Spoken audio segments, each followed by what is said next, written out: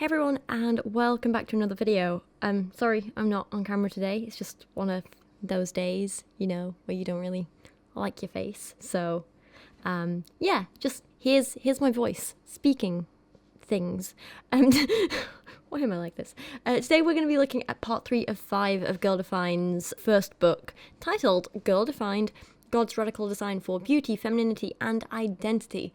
We are doing these big, deep, in-depth reviews again, as I often do. If you haven't seen the first 2 parts of this video series, here's a short recap, I guess.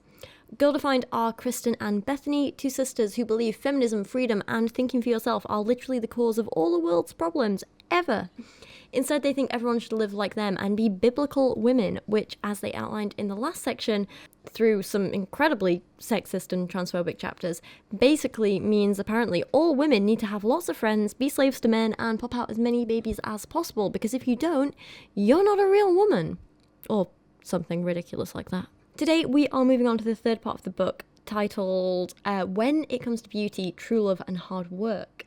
And instead of focusing on what you shouldn't be doing in this section, this one they're leaning slightly more towards talking about what you should be doing, how you can be a godly woman in terms of your appearance, your relationship, and your general lifestyle and attitude towards work and life goals and all that kind of stuff. For me, chapter 9 is the worst one in this section. It is really something. Other than the transphobic chapter we had earlier, this one is probably the worst of the book so far. That said, I mean, this one also sprinkles in some sexism and some transphobia, so yeah, we're hitting the jackpot really, aren't we? But before we talk about that, let's jump into chapter 8. Chapter 8 is titled Beauty That Doesn't Need a Runway, and it opens with the story of Kylie Bizzuti, who is a woman who won a Victoria's Secret modelling competition at the age of 19, only to give it up a few years later to be, and I quote, a Proverbs 31 wife. Now, if you don't know what that means, that's okay, we'll address it later in the video, don't worry. And the interesting thing about this chapter is Girl Defined do almost raise some really good points at the start of this. They talk a lot about the pressures of being a model and society's ridiculous beauty standards and how that puts pressure on young women. They literally say, can you imagine living with that type of pressure? Think about it. Supermodels compete not only against thousands of other models, but also against their own airbrushed image. Their entire success is based on one thing, their outward appearance. And yeah, I actually agree with them. This must be so tough, and it's not a job I envy absolute anyone having. I mean, I definitely couldn't do it. I mean, look at me today. I can't even get on camera because I'm not feeling like 100% good about myself. So yeah, I can't imagine if my entire career revolved around my appearance and my confidence in my appearance. Do you know what I mean? I also think that like conversations around photo editing are really, really important, and it is something that I feel really strongly about. Like, I personally make a point to never edit photos of myself in terms of changing like my face or body shape or removing natural things like wrinkles or scars, because I think that kind of as a public figure, it's important that I put out real images to you guys, so I'm not giving you like a false standard or a false impression or anything like that. But mostly I think it's important for myself, because I want to be able to look at a nice photo of me and feel good about myself for real.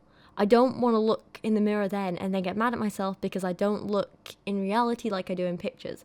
Like, I've spent far too long over the years hating myself and the way I look, and I'm not going to make that worse. I'm not going to add more pressure to myself by giving myself an unrealistic standard to try and achieve by creating false images of how I think I should look, It's a lot more beneficial for me to, I guess, kind of like feel good about the natural version of me, or even just like, I mean, the version of me with makeup isn't natural as such, but it's real.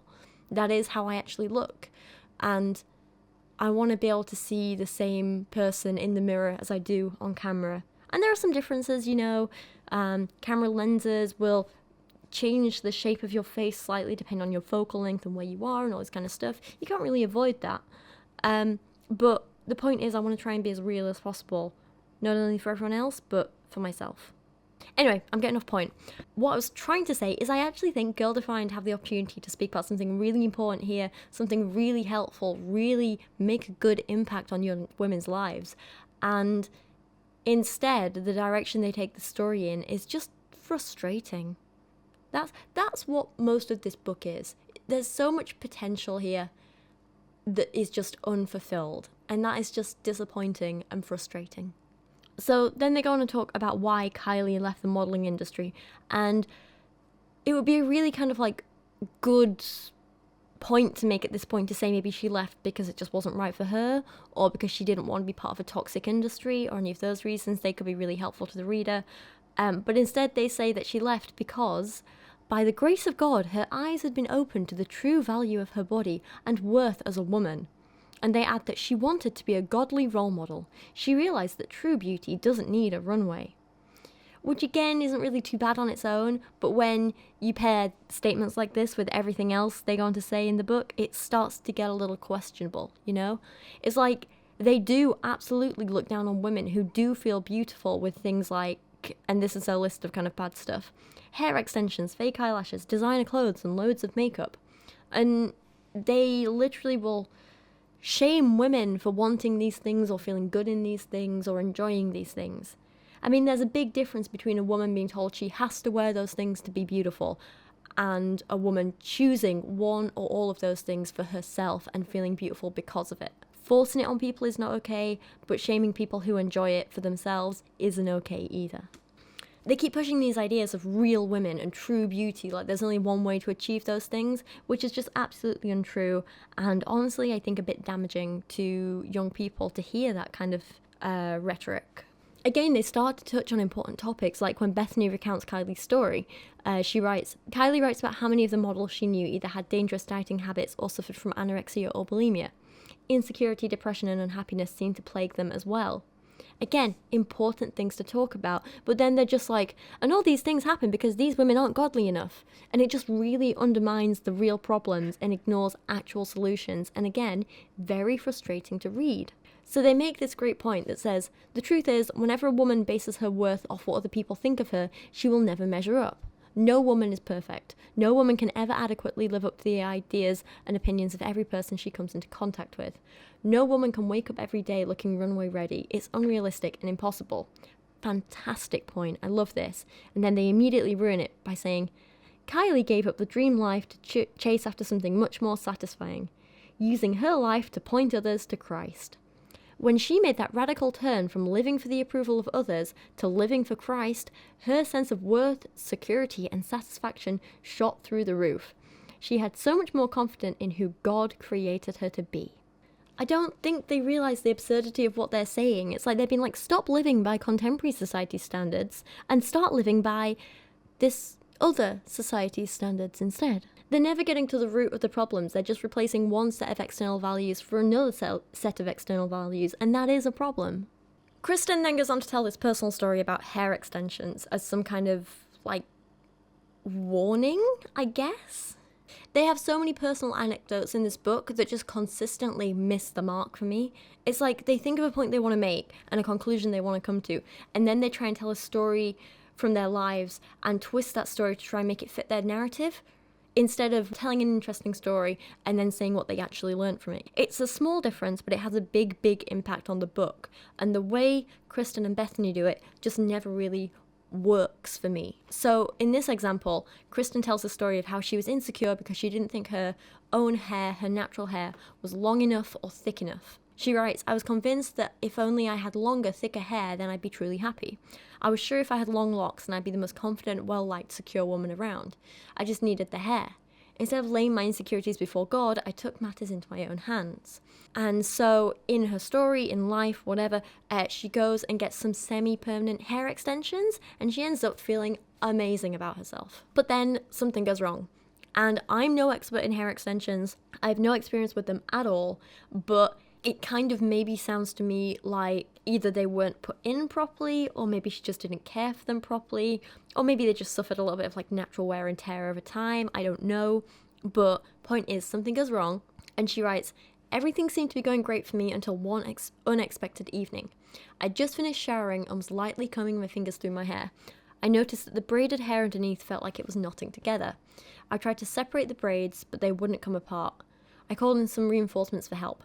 My mum came upstairs and gently tried to separate my braids. Nothing was budging. I began to panic slightly. So then Kristen and her mum try and take these extensions out at home, which again, I'm not an expert, but kind of sounds like a bad idea to me.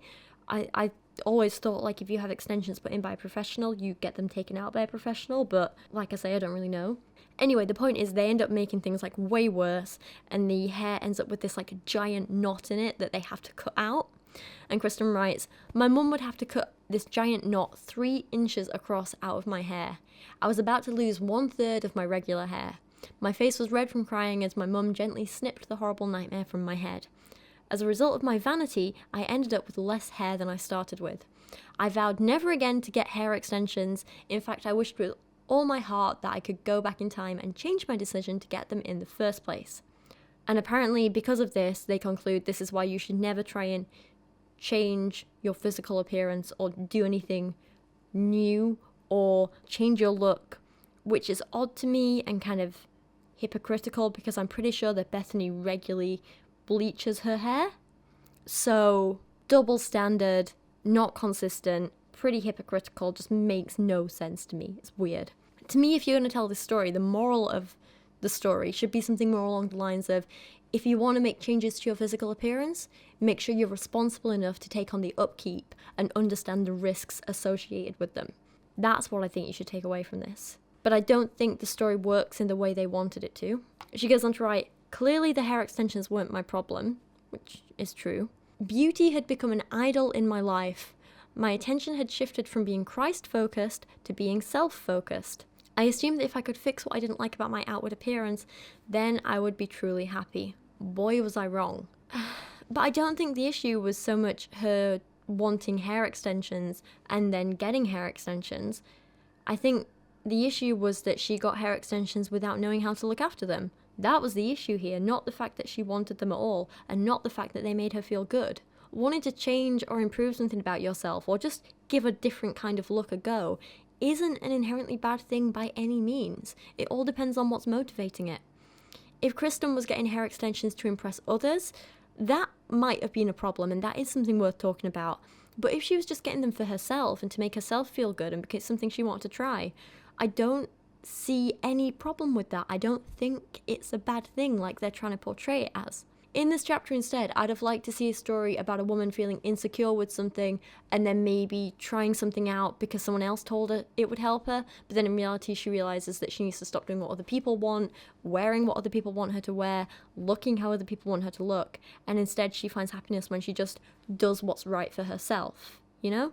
That's the kind of story I want to hear. So, an imperfect example from my own life, if I was trying to tell a story like this and make a point like this, I remember when I was like 16 and first like trying to make proper friends in sixth form, and I still wasn't very good at it. You know, I struggle with the social stuff. But my head of sixth form pushed me to spend time with this girl who was like new to the area and she just moved here. And she seemed nice enough, but was a little like judgmental and overbearing, and I was like really intimidated by her. And like nothing wrong with her as a person, all good. We just didn't click. We weren't right as friends. So anyway, to paint you a picture, I've spent like the last few years being relentlessly bullied. I don't really have any real friends. I'm a bit of a mess. Literally like no confidence in myself at all. I feel hideous and weird and ugh. But I'm trying to make friends because I'm like, this is what people do. And this girl was kind of forced upon me like, be friends. And so we tried. It didn't go well. But this one night we go shopping after sixth form and I see this top that I love. And she likes it too. And she's like, well, I have a date and I want it, so you can't buy it. Because apparently it's this like unspoken rule that friends can't buy the same clothes, which made no logical sense to me. And I was like, okay, but this girl has friends and I don't, so clearly she's doing something right. I should listen to her. So she buys this top that I really wanted. And anyway, we end up going to some other shops and she points out some things being like, oh, you should wear this and you should wear this. This would look really good on you.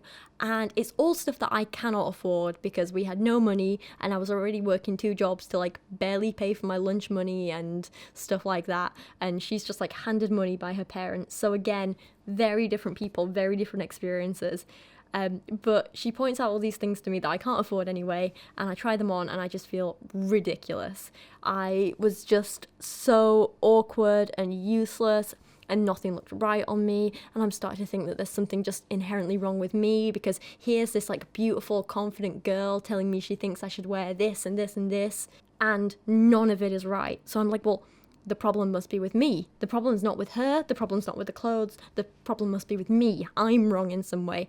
And it proper like, it made my confidence even lower, if that's possible. And I felt this way for a while until I realised that, we kind of weren't really good fit as friends, and that's okay, some people aren't. It's not an issue. And with that, I kind of thought, well, why do I need her to tell me how to dress? We're obviously different people, so maybe she just has different standards for what looks good, and it's not that there's a problem with me, it's just that we're different.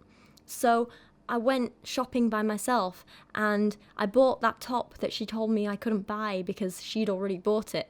And I went and found it, and it was in my budget, and I tried it on, and I felt amazing.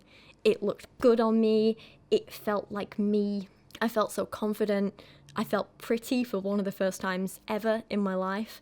And you know what, I still have that top today. 11 years on, 12 years on, a long time on, basically. I still have that top, whereas she hasn't spoken to me in 11 years since she got mad at me for hiring her ex-boyfriend to fix my laptop. It was a very odd time. Very odd. Anyway, the point of this story is I felt a million times better about myself when I stopped listening to how other people thought I should look or dress or act, or trying to follow other people's social rules that I didn't understand. Once I stopped doing that and started doing what just felt right for me, and wearing what I enjoyed and what I loved and what made me feel comfortable and confident, once I started doing that, everything got better. I worked on my own confidence, and then I was able to express that outwardly, and as I did that more and more, that also gained me more confidence, and it was just this wonderful upward spiral. And it was once I kind of stopped trying to impress other people all the time that I finally became kind of like more of a real version of me, and I've been trying to like figure out who that is for the last decade, and I feel like I'm really getting there with it, and I'm in a much better place than I ever was. And that's kind of where I wish Kristen's story had gone, talking about the kind of like, doing things for you rather than to impress other people. That's what I would have liked to see her talk about more, and it's what I think is a really important thing to talk about with women and young women and teenagers today. There's a lot of peer pressure, there's a lot of societal pressures, there's a lot of just cultural pressures, and it still gets to me sometimes, absolutely. But I think sharing these experiences where you've kind of overcome listening to that kind of stuff, if that makes sense, and just kind of gone out there and done things for yourself, and it's had this great impact. I think it's important to share stories like that, and that's what I wish Kristen had done a little bit more. That said, Kristen goes on to write that she learnt 2 lessons here. One being that wanting beautiful hair or whatever your desire is isn't the problem. The problem takes root when that thing becomes the means to finding or measuring your worth, value, or acceptance, which I think is a good thing to learn, but that's not really what your anecdote was saying at all. And I also think it's important to mention that just because you want to change something about your appearance, it doesn't mean you have low self-esteem or low self-acceptance or whatever. I think you can have all the self-worth and value and self-acceptance and confidence and all those things and still want to try something new with your hair for fun. They're not mutually exclusive. But then her second lesson that she says she learned starts off great. A woman will feel content with her physical appearance only when she stops basing her worth and value on what others think of her. Yes, wonderful, brilliant, please stop there. And instead starts living to please Christ. No. I hate this so much. She writes, one of the biggest reasons we as women feel insecure with our physical appearance is because we take our eyes off Christ only to place them on ourselves. We become self-focused instead of Christ-focused. That is the root of all insecurities. And I just could not disagree more. And also, can we please just stop pretending that having insecurities is like the worst thing in the world? Everyone has insecurities, and it's important that while we teach people that we don't have to let those insecurities hold us back, I think it's also important to mention that if you are insecure about something, that's okay too. You don't have to fix everything about yourself. You don't have to be super confident in every single area of your life. You don't have to be perfect in every single area. Sometimes all you need to do is acknowledge that you have an insecurity and live with it and be like, yeah, I'm a bit worried about this, and that's okay. Shaming people for having insecurities is going to have a worse effect on people than the insecurities themselves. I'm not a big fan of my teeth, you guys know this, and it's something I've always been insecure about. And I'm literally in the process now of saving up to get like Invisalign braces to try and fix them, and it's something I've never been able to do before, I've never been able to afford to do before, so now I'm finally getting this opportunity. It feels amazing and incredible. It feels like I'm really kind of taking control of my life. But I've had to learn to like live with this insecurity for so long, and I don't need to learn to love my teeth. I don't need to be like, yeah, my teeth are beautiful and perfect and screw anyone who says otherwise, because they're not beautiful, they're not perfect. And that's okay. I have imperfect teeth, and sometimes I'm a bit insecure about them, and that's okay. It's a part of who I am. Now I'm doing something to fix it, that's wonderful. But I'm also aware that if I couldn't fix them right away, that's okay too. I've lived with them this long. I've lived with them 28 years nearly. Well, actually, no, your teeth come in later, don't they? And I've lived with them like 20 years, basically. It's absolutely okay that I don't love them. That's absolutely fine. All this said, though, like, insecurities are different for everyone. And how we deal with our insecurities, or if and how we overcome them, it's going to be different for everyone in every case. There's no one size fits all. But I think one similarity in most cases is that we work through insecurities by taking control of them, feeling in control of them, taking control of our lives and our actions and what we do and how we respond to stuff. I find that a lot of the times insecurities can make us kind of passive in our lives, and sometimes passivity also makes our insecurities worse. And we only really overcome them by not being afraid to actually act and take some personal responsibility in one way or another. So for me, I guess dealing with my insecurities about my teeth was by just kind of accepting that they're my teeth and they're not perfect, but they're healthy, and that's good enough. But if I'd kept allowing my teeth and my insecurities about them to control my life, I'd have never got on camera in the first place. I'd have never been doing this job. I'd never have done anything. And now I'm realizing kind of how ridiculous it is to say this when I'm having a day where I feel kind of crappy about how I look. But, you know, even someone who is trying to, you know, overcome insecurities can have off days. No one's confident all the time. No one's perfect all the time. I think we need to stop pretending that we need to be. Back to the book. Kristen and Bethany don't like any of this though, because taking personal responsibility is far too hard and they don't want to do that. So they recommend, instead of doing anything for yourself, you just need to sit back, let God deal with it all. They literally warn you that you lose sight of the fact that Christ is the only one who can satisfy you. You forget that he is the only one who can fill your affirmation tank. So you begin to feel insecure. Basically, they go on this whole thing about how don't make yourself feel confident. Don't feel good about yourself. Only Christ can do that. It kind of sounds like an abusive partner to me, but whatever. And then, as the complete antithesis of what they were saying with the hair extension story, they go on to make excuses for their own appearance, like, I guess, Bethany's hair bleaching, by saying, physical beauty does not have to be a beast. It is an amazing gift from God that should be enjoyed by both men and women. We, Kristen and Bethany, enjoy dressing fashionable and feminine. We enjoy doing our hair and makeup on a regular basis. We like enhancing the natural facial features God has given us. But it's okay, because we've learned it doesn't matter what culture portrays as the ideal woman. It only matters what Christ thinks. Yeah, okay. Anyway, chapter 9. This one's called When True Love and Femininity Collide. Here they talk a lot about romantic love and relationships and what that means. And once again, they could have so many interesting points to raise here. They speak a lot about how we're definitely influenced by films and TV and books to view romance and relationships in this certain way, this kind of like fairy tale way, and we kind of, for lack of a better word, we romanticize romance. Yeah, we romanticize romance, when in reality it's not always like that. And I mean, I think it's a brilliant point, definitely one which should be talked about, just maybe not in the way that Kristen and Bethany do it. So this chapter opens with Bethany writing, "My view of love and romance was subtly being shaped by the culture around me. As the years went on, I began forming a running checklist of what true love looked like. I imagined my future husband to be physically gorgeous and practically perfect in every way. He would be my knight in shining armor, my prince to the rescue, my happiness maker. He would love me unconditionally and accept me for who I am. He would jump at the chance to bring me flowers and would always hold my hand. He would treat me like a queen, and of course my happiness would be his number one priority." And yeah, I think a lot of little girls can relate to that. And the big point that they're making here is that at a young age especially, kids tend to be focused on, I want a handsome prince, or partner of any kind, whatever. But like, you know, they're going to do everything for me. And it is quite a self-centered view, and they're critical of that, which I understand. But honestly, I kind of think that's just kids being kids, and it's something that they usually grow out of with time. So, interesting point, but I have mixed feelings. They go on and write, when we were little girls, the Disney movies we watched sent the message that we'd find love with a handsome rescuer and a happily ever after ending. Then we became teenagers and thought true love was as simple as butterflies, crushes, and late night messaging. Once we grew into adults, true love looked more like finding a man who would meet all our needs and constantly make us happy.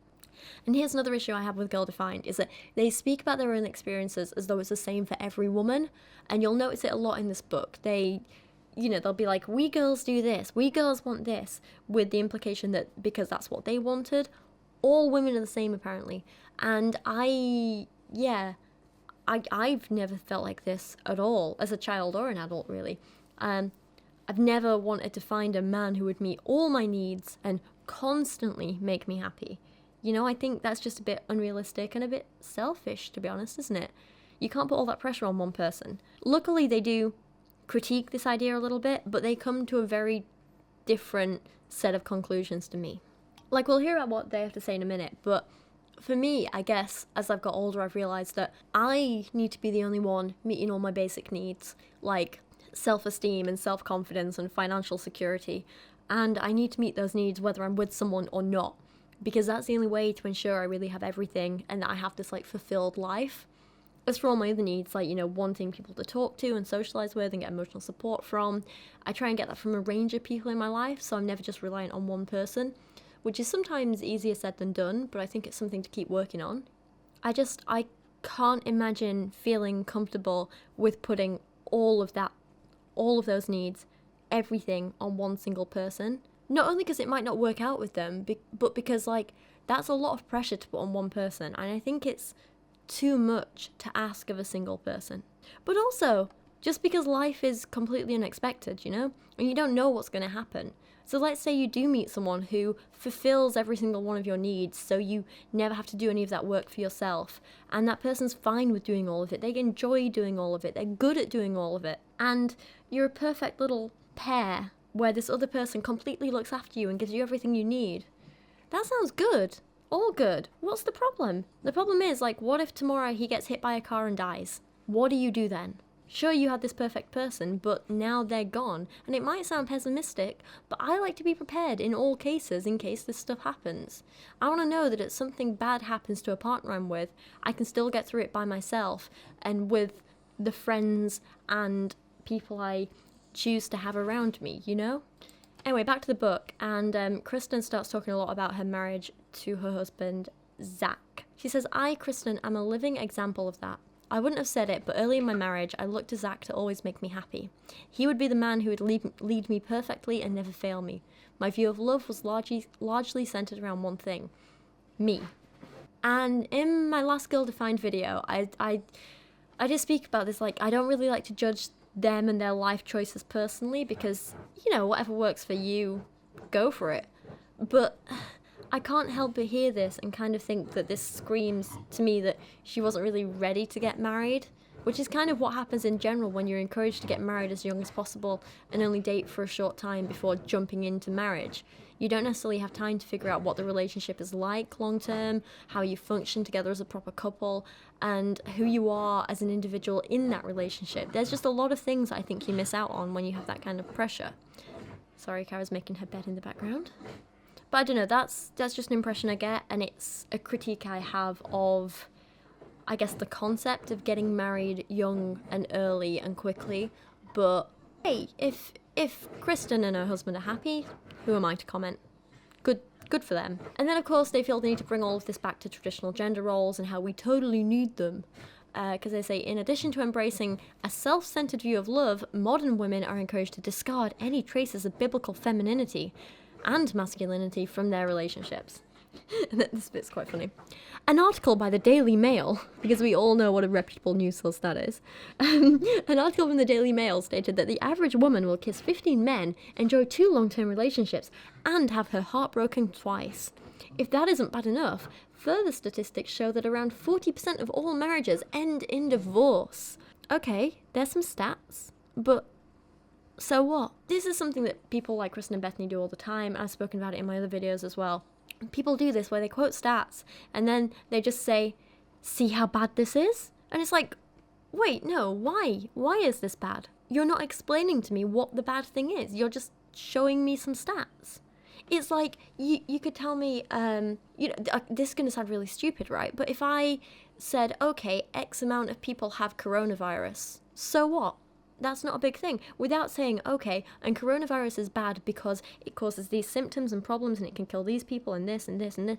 They're the reasons it's bad. Just the number of people with coronavirus, that means nothing without the other context. And it's the same here. Saying the average woman will kiss 15 men means nothing. Because you're not telling me, is this a good thing? Is this a bad thing? What is the impact on this? What is the impact for the individual, for society, for anything? They don't bother saying any of that. And I think it's because they don't have good reasons. Like, if you're telling me X% of people were raped in 2020, then the explanation there is that this is bad because rape is bad, and the ideal number of people to be raped is 0. Anything above 0 is harmful. That makes sense, I understand that. But the average woman will kiss 15 men, so what? Unlike rape, kissing isn't inherently bad. The correct number of people to be raped is objectively 0, but there's no correct number of men to kiss in your life. It's different for every person. So just stating this and being like, if this isn't bad enough, I'm left thinking, oh, wait, is this bad in the first place? Why is this bad? They never bother to explain it. Even things like getting your heart broken twice. I don't think that's an inherently bad thing, because while heartbreak can be unpleasant, I also think it helps people grow and change and come out of the other side stronger. There's nothing inherently wrong with heartbreak. So then saying like, oh, if it isn't bad enough that you suffer 2 heartbreaks, I'm like, is it bad though? Would the average person be happier overall if they had less heartbreaks, more heartbreaks, this exact number of heartbreaks? They never bother to explore it further. They just make it seem like kissing men is bad, heartbreak is bad, and whatever the other things they said were. Long-term relationships apparently are bad. And inherently is the key word here, or objectively if you prefer. I've used them a bit throughout this. And this is something that a lot of people choose to ignore when I talk about these topics about relationships and sex and so on. I've spoken about it in like incel and the toxic MGTOW videos as well. And there's so many men go, when I say stuff like, okay, well, it's not inherently bad if a woman sleeps with X number of people. And then you get a lot of men being really angry, being, but I wouldn't want a woman who's done something, throw some arbitrary number or standard in there, as though that's anything but a personal preference. They act like their individual standards should dictate what all women do in life, and it's ridiculous. And this is exactly what Kristen and Bethany do as well.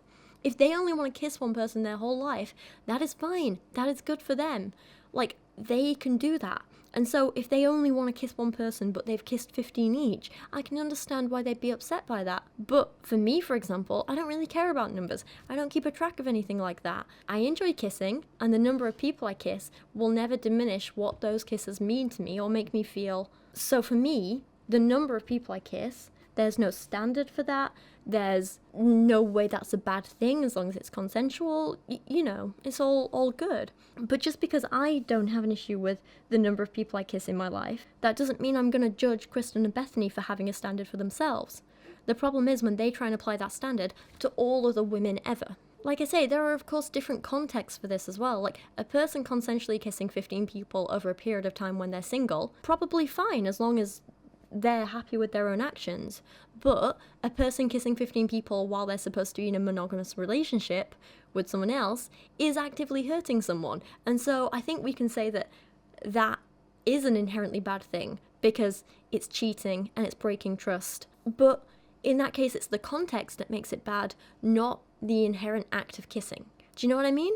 And that's only if we're calling it like good and bad in black and white terms. The truth is, real life is a lot more grey.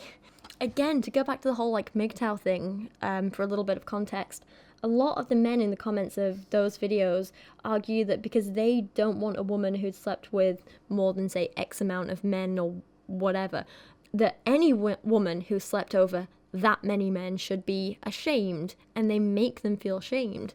Or they say things like, well, you can sleep with X number of men, but don't expect a chance with me after that. Like that means anything. Clearly, if a woman's out there sleeping with a lot of people and you want a virgin, your values don't align and you're probably not going to work together. And that's absolutely fine.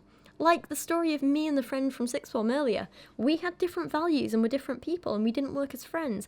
And that's absolutely fine. There's not one good guy, one bad guy in that situation. Just different people. Just like these guys in the comments are like, well, I only want a virgin. I only want this.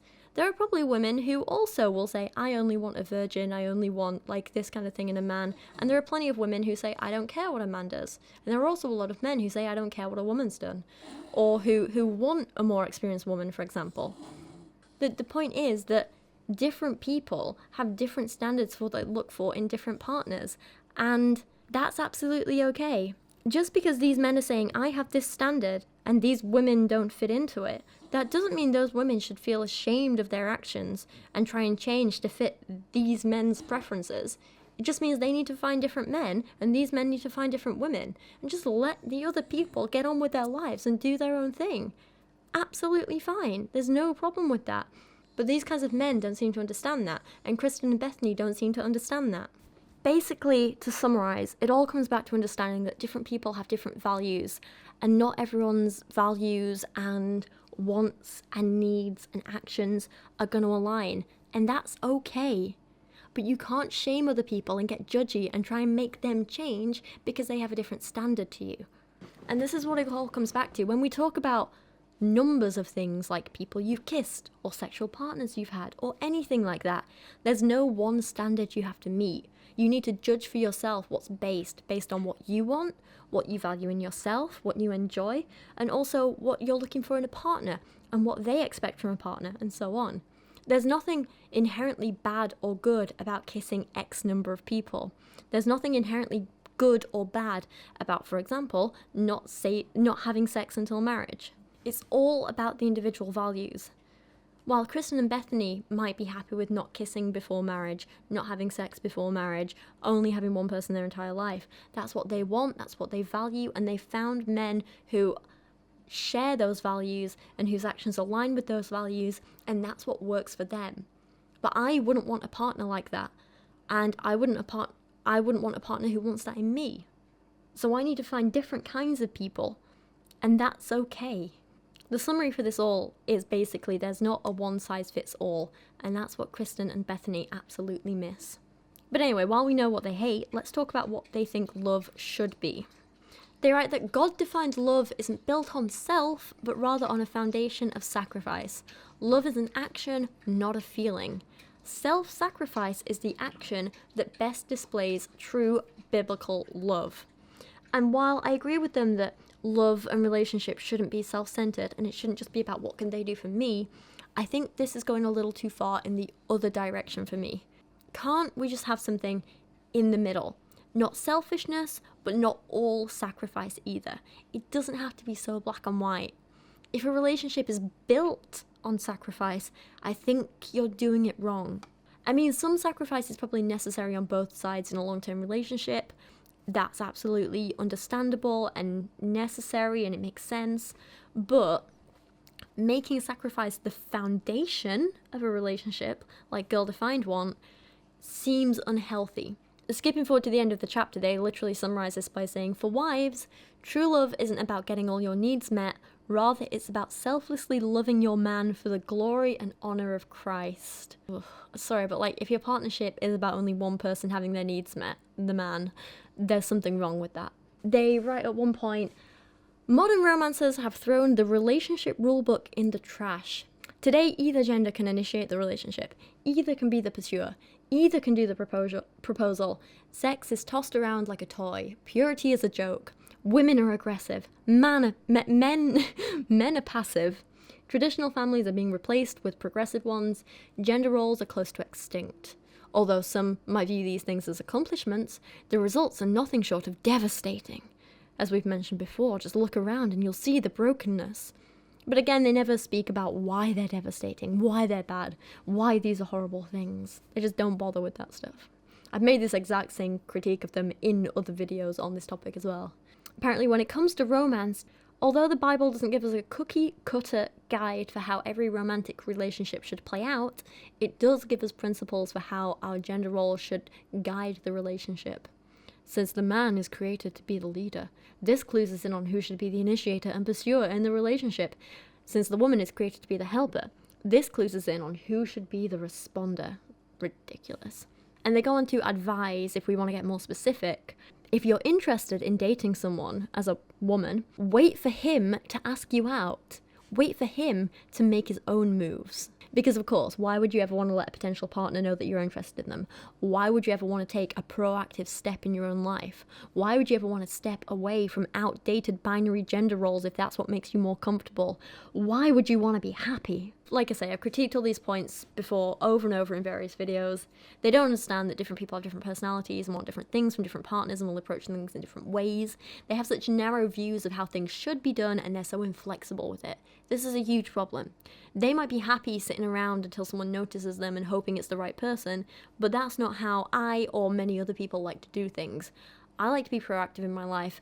I like to make my own decisions. I like to make the first move when I want to. And not everyone's like that, and that's okay. It's a very personal thing. Let's encourage people to figure out what's right for them and go for it rather than telling them, you should do this. And again, it comes back to this idea that the big problem with this super narrow view is that it not only ignores the way individuals are different, but it means that Girl Defined can't get their head around whole groups of people who want to do things differently from what they expect. They think it's men, women. Man ask out woman. Woman say yes. Man lead, woman follow. They can't get their head around the fact that there are same-sex couples, there are bisexual people, there are transgender people, there are non-binary people, there are people who don't fit into this one single standard traditional binary whatever. They don't get that, and it's very, very frustrating. And so when they don't get that, it's very difficult to explain to them that even within those very broad groups, everyone wants different things. Then of course they have to bring purity into it, because of course. One of the most impactful ways to cultivate a successful relationship is to use your femininity to promote moral purity. Don't even know what that means, let's be honest. Moral purity will help you not only avoid heartache and misery, but also honor the God who created you. Whether you're married or single, God calls you to a life of moral purity. Blah, blah, blah, blah, blah. And then the final thing to mention in this chapter is how Kristen talks about her own marriage. And again, I don't want to get judgy about her personal marriage and her personal experience, but I do think there's something quite telling in this section, and it makes me go, So she starts talking about setting boundaries in a relationship, and I think this is a really good, really important thing to talk about. I think all healthy relationships are boundaries. Get both people on the same page, build up trust, great. You know, it's a healthy thing. The first point I think is completely fair. She says, Zach and I fight for our marriage by setting up boundaries and guardrails of protection. Here are some of the things I do to safeguard my heart. For example, I never flirt with other men, even on social media sites. This is a slippery slope that never leads in a good direction. Absolutely. Great boundary. Both of you are happy with it. Both of you stick to it. I hope he adheres to the same standards, but not the point. I think absolutely fair. You know, I think flirting with other people like this, that for a lot of people counts as cheating, so understandable boundary, all good. And then she says, I'm intentionally never alone with one man in a car or room, etc. Although this might sound extreme, my goal is to create a large buffer between me and the first step of compromise. So, okay, a little more extreme maybe, a little more over the top, but who am I to judge if it's what works for them? All good. This is the one that shocked me. Personally, I found that romance novels create a heart of impurity and discontentment in me, so I don't read those anymore. One of her boundaries in relationships is, we're not going to flirt, we're not going to be alone with the opposite sex. I'm not going to read romance novels because they make me discontent. Like I say, I don't want to comment too much on her personal life, but if your relationship is so weak and you're so unhappy in it, that reading about another couple's happiness risks tearing that apart, that worries me. It almost feels like isolating someone to an extreme, but she's kind of doing it to herself. Okay, this is going to sound like an extreme comparison, but this is what kind of came to mind when I first read this. So back when I was in that incredibly unhealthy, toxic abusive relationship with a narcissist. One of the reasons I didn't understand that it was abuse at first was because I didn't speak to anyone else about what was going on. So no one outside the two of us really saw what was happening or knew what was happening. I mean, his parents kind of did. They saw some of it, but that was a whole other issue. But other than that, there was no one. I was already pretty isolated from my friends, both by distance and by lockdown happening. And Johnny absolutely made it worse by like discouraging me from being around anyone else that he didn't already know, not talking to anyone else about the relationship. The one time I tried to get like outside advice, he got quite nasty about it. I won't go into details, but the point is I was absolutely isolated and like kept in this little bubble where this was all I was experiencing, and he was very controlling and telling me like, you know, this is what you're feeling, this is what you're experiencing, and if I suggest anything else it was wrong. And the point is I didn't see it as abuse because he didn't let me speak to anyone else about it. I didn't get an outside perspective. And the minute I finally did tell someone else, and it was another YouTuber actually, her name's Navadia on here, she's wonderful, an amazing person. The minute I described to her some of the stuff that had been going on, and not even some of the worst stuff, just some of the minor stuff, she immediately said, "That's abuse, babe, get out of there." And she was absolutely there for me, and she was amazing. And I genuinely think I owe my current sanity and safety to her, like a hell of a lot. She was there for me, she was amazing, and I'm not sure I would have really accepted that what he was doing was abuse. I don't know if I would have really properly left and got myself somewhere safe if not for her pointing it out. If he'd been allowed to continue isolating me, and he'd done it more and more, I don't think I'd have ever seen the abuse for what it was. And I know this is kind of like an extreme example, but I do see some certain parallels here, but more a self-imposed isolation than anything done by her husband. So I'm in no way calling Kristen's husband abusive, not at all. That's not what I'm saying. In the same way that Johnny didn't want anyone else looking at our relationship to point out that it was abusive, it's almost like Kristen doesn't want to look at anyone else's relationship in case she sees one that's better or happier or different to hers, because she's worried it might make her identify problems or things that are lacking in her own relationship. It's almost like a self-imposed isolation, so she doesn't always know how bad things are, maybe? I don't know. I may be reading into it too much. I don't want to analyse someone else's relationship based off a book. That's silly. But, just saying, there's some of the vibes I've got, and I think it's a little sad that she doesn't have that kind of security, and that she feels the need to impose these kinds of boundaries on herself. So, I thought it was an interesting point, but I'm not going to make any big statements about it. Let's just let her do her thing. Let's move on to chapter 10, titled Hardworking Women Doing It Right, about women working and finding purpose in their lives. It opens with Kristen feeling ashamed of her job, or lack of, and lack of independence as well, when she's out and around what she describes as successful doctors, wealthy business owners, and men and women who made a lot of money. She absolutely feels like everyone's judging her for her life choices, and it makes her really uncomfortable, and honestly I can relate to it to some extent. One of my reasons in the end for breaking up with Dan all those years ago was that our lives were just going in very different directions, and I didn't so much like the people he was working with and would continue to work with as his career progressed. They were the kind of people who, you know, they'd ask what I did for a living, and when I said YouTuber, they'd be like, no, what's your real job? And they were just very patronising. It was incredibly frustrating. They definitely looked down on me and spoke down to me, and at first it made me feel really bad about myself, so I totally relate to what Kristen's talking about here. I would question it, be like, well, do I not have a real job? Like, what is this? But then it kind of hit me that I didn't need to let them make me feel that way. I probably worked as many hours as them, if not more. My work has a far more positive impact on the world than the majority of them, who were just working with banks to make rich people richer. And I think I clearly had a lot more passion for my job than most of them did. So in the end, I kind of chose to focus on those things rather than their view and their wrong view. And I said, screw it. And I stopped letting them make me feel bad. I rose above it, and the ones that continued to do that, cut them out of my life, you know? All that said, I actually completely agree and relate to a lot of the things that Kristen says in this part of the chapter. Like when she says, you can probably relate to my feelings on some level. We live in a society that equates a person's success with how much money they have, whether their business is prosperous, or how prestigious their career is. The pressure to become someone is pushed on us from the moment we're old enough to get a job. completely agree here. It is tough, and it is something worth examining and talking about, and that would make a really interesting topic for a book. Just again, she takes this really interesting, good, important point and then jumps to a lot of crazy conclusions and misses some really important points and ignores other people's experiences, and it's really, really sad. It's a shame. An example of this is when Kristen writes, "The message I received was pretty clear. A successful woman in the 21st century works in the corporate world. She rubs elbows with men and women in prestigious business meetings. She is quickly climbing the corporate ladder." Which I found really interesting because as a woman who is career focused and used to have exactly that type of job before I started doing YouTube stuff, I felt the complete opposite pressure for a really long time. Growing up, I was subtly taught that, this kind of job, this kind of office job, success, money, all this kind of thing, it's a man's job. And women have to fight and fight and fight and never stop fighting if that's what they want to do.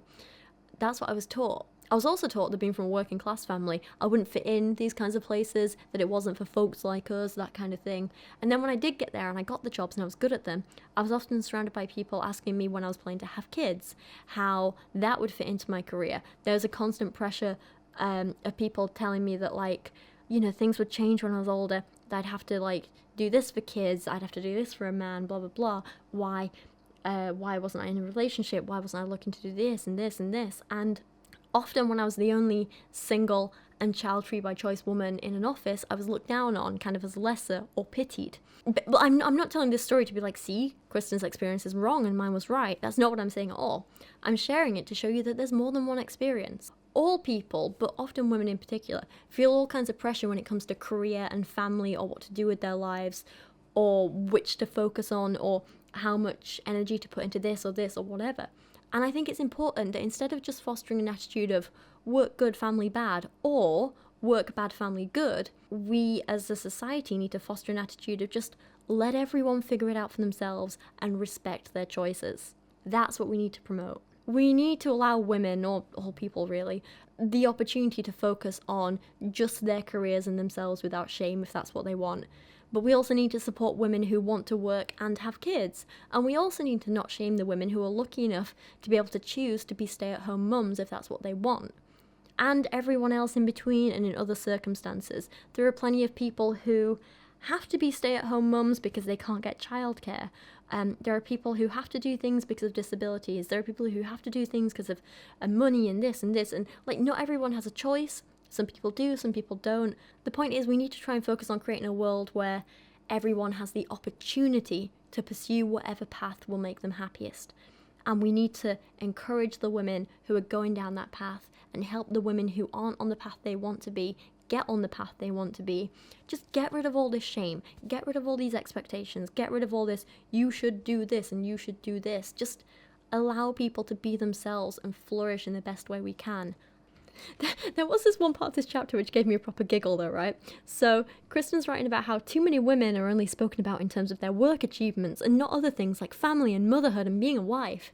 And she gets super critical, right? So she says, a popular Forbes article titled "The World's Most Inspiring Women" revealed the magazine's list of female role models.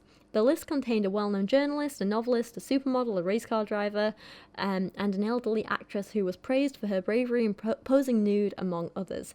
The theme of this article made it pretty clear that the measure of a woman's success is almost entirely linked to one thing: her career. And then in the same paragraph she goes on to say, author and Bible teacher Nancy DeMoss Wolkmuth stated that it appears that the identity and value of women has the identity and value of women has come to be equated with their role in the community or in the marketplace. That is how their worth is generally defined, measured, and experienced. Which made me laugh so much, because she's literally introducing Nancy here as an author and Bible teacher, and not mother of X amount of kids. Crazy, isn't it? It's almost like context matters in listing people's achievements. She's literally talking about a list of inspiring women in a business magazine. Of course it's going to be focused on their business and career achievements. How could it not? She does the exact same thing when introducing Nancy that she's criticizing this magazine for doing. Ridiculous. Then she goes on to complain about how we're told to get out there and work so we can build our independence, become self-sufficient, embrace our liberation, and further our personal careers.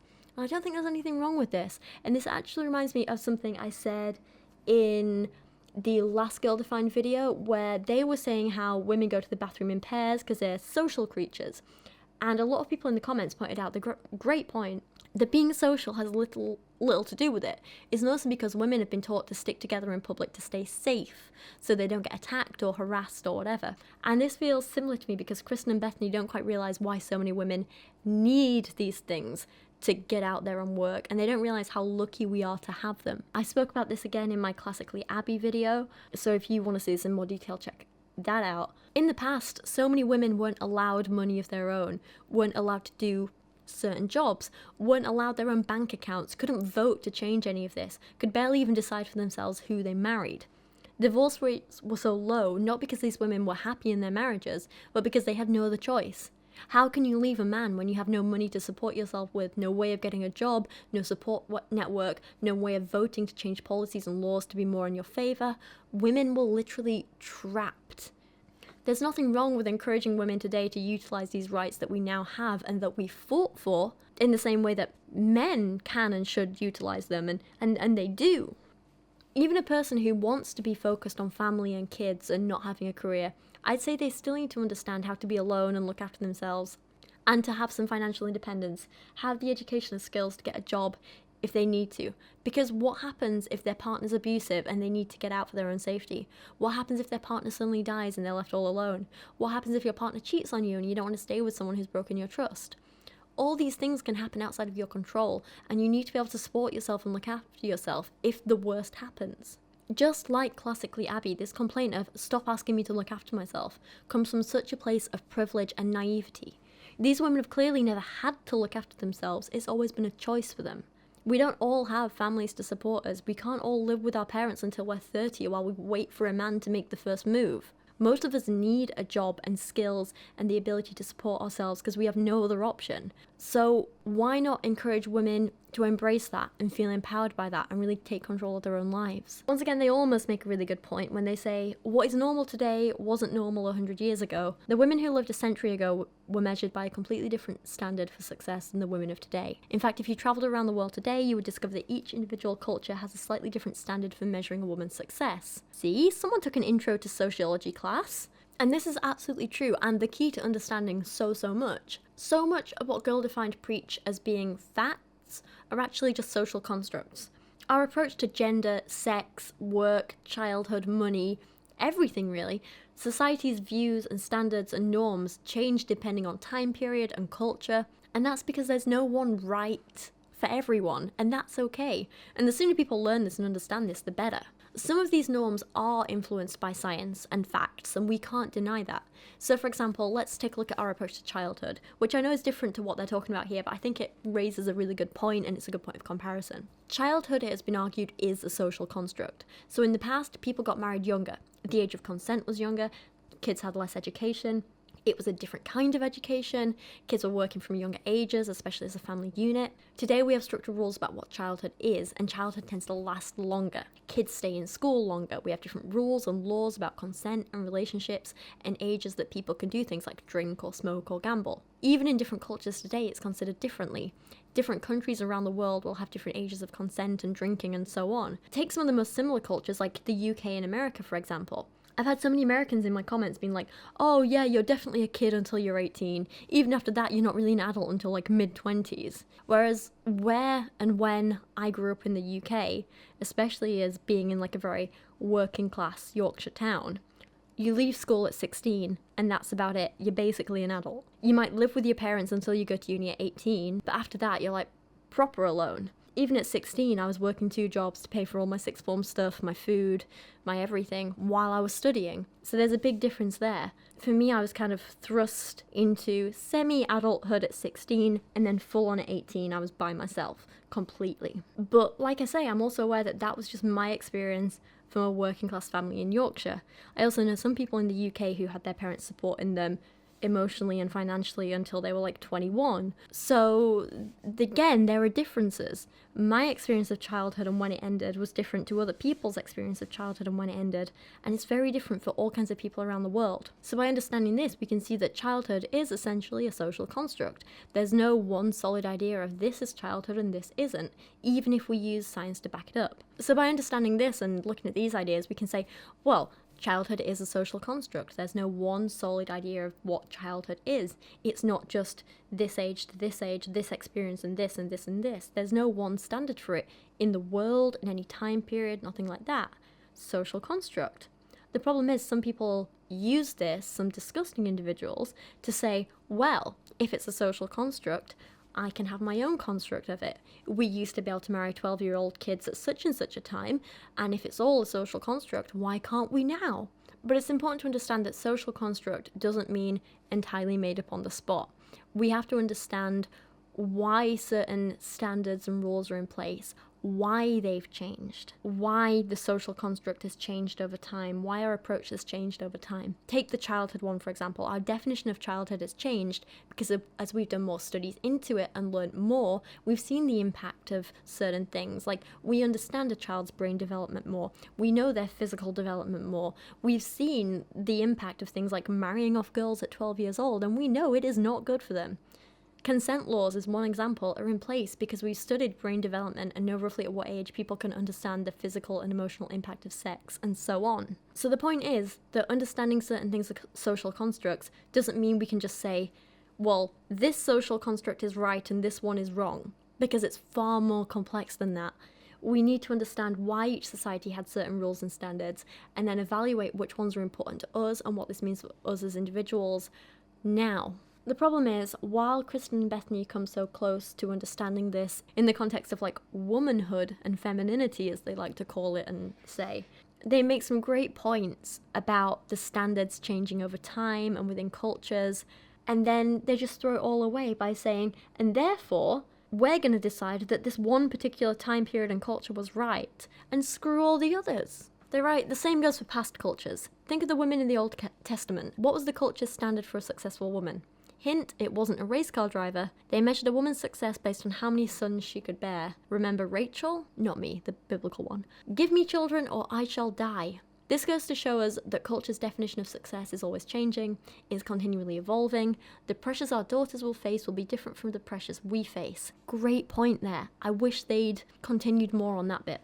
If we as Christian women want to be truly successful, we have to build our lives on a reliable and changing standard. And the only standard that never changes is the one we find in the Bible. God's word is rock solid, and it doesn't leave us guessing when it comes to the topic of work either. God clearly lays out his principles for work and his priorities for women. In fact, he is one of the biggest promoters of hard work, ambition, and productivity. It's like they're deliberately choosing to ignore the fact the Bible was a product of its time and culture. The gender roles in the Bible are a social construct, just like the ones we have today. And then they go on to say that women in the Bible did hard work and had some jobs and stuff, but that was okay because unlike the women today, they were doing it to glorify God and bless and serve their families, which apparently makes it all right. It's fine to do these things as long as you do it for God and not yourself.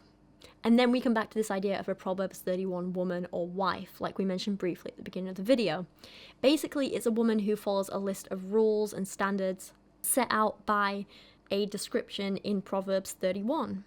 As Gilda found right, the Proverbs 31 woman is the poster child when it comes to a selfless, hardworking woman. Although she wasn't a real woman, this chapter is a timeless picture of godly womanhood. In fact, Proverbs 31 was written as an example for Jewish boys to know what kind of qualities to look for in a wife.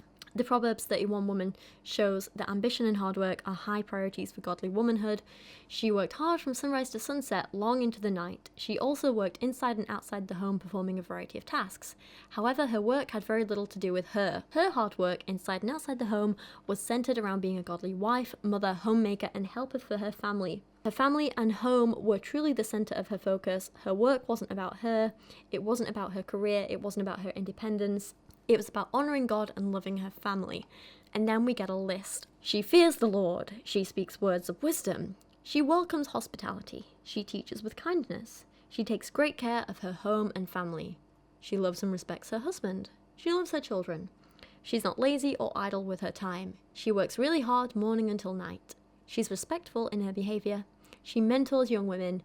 She's self-controlled in her words and actions, and she pursues purity in every area of her life, which in themselves is not a bad thing, but you know how I feel about the idea of like submission in general and all this rubbish.